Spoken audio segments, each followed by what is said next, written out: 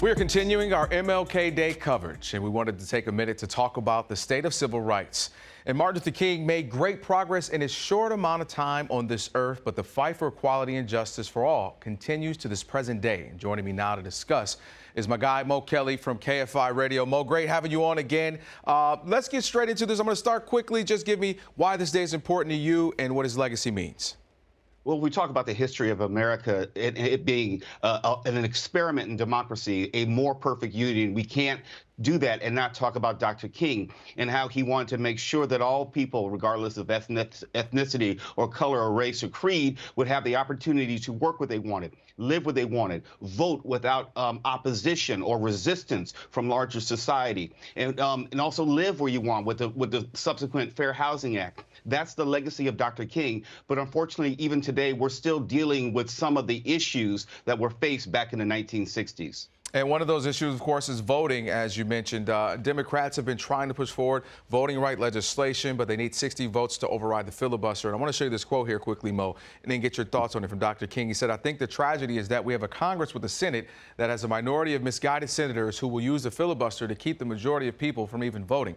How scary is it that that was in 1963? Here you are in 2022, and it's so relevant to this day. Well, to give some context, the Voting Rights Act of 1965 did not allow black people to vote, as some people wrongly think. It guaranteed that we would be able to vote and not have to face certain obstacles like a poll tax or have to count number of beans in a jar or do a civics test on site. In other words, obstacles to make it more difficult to vote. And in 2022, we're seeing that same problem because back in 2013, the SCOTUS knocked down a portion of the Voting Rights Act, which is called preclearance, allowing states to then start making their laws again, which may make it more difficult for people to vote. And what the Democrats are trying to do, or the argument they're making, is we need to make sure that we make that right so there's no more obstacles for people to vote. And unfortunately, it's up against this 60-proof majority in which the filibuster is once again getting in the way of what was going on in like the 1960s.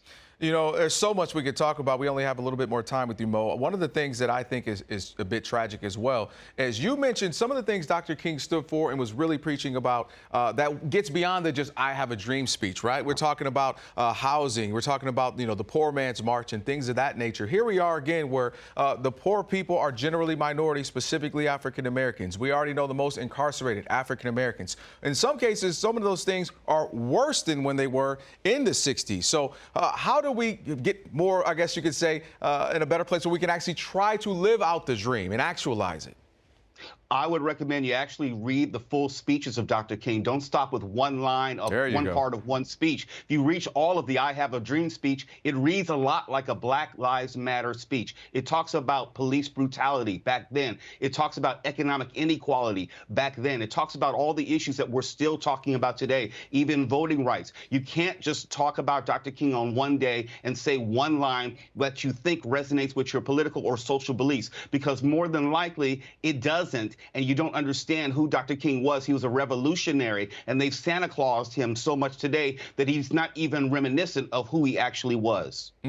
Again, this is why I like having you on. You can put things into perspective, and I love what you said. They Santa Claus him at the end. As we have gotten, they try to do a more watered-down version. I got to go quickly, Mo. Let me ask you about this. I'm going to bring it to sports. I know you're a big-time sports fan as well. One of the things I think is interesting is we had a Rooney Rule in the NFL. For those who don't know, it is where you generally would interview a minority candidate for executive positions like a head coach in the NFL. And now here we are today, where more than 70% of the players in the NFL are black, yet there's only one NFL head coach currently. That could change in a matter of days if they hire. There are some openings.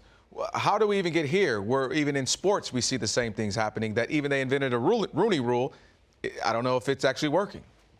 If anything, the sports highlight the disparity. We only have Mike Tomlin, as you were referring to, and Brian Flores was fired from the Miami Dolphins after having a pretty successful season. The rules are different for African Americans, especially in a sport which is 70% African American and largely dominated by African Americans at the assistant coach level now as well. So that the fact that there are no head coaches outside of Mike Tomlin is an indictment and an obvious reminder that the work isn't done that Dr. King talked about.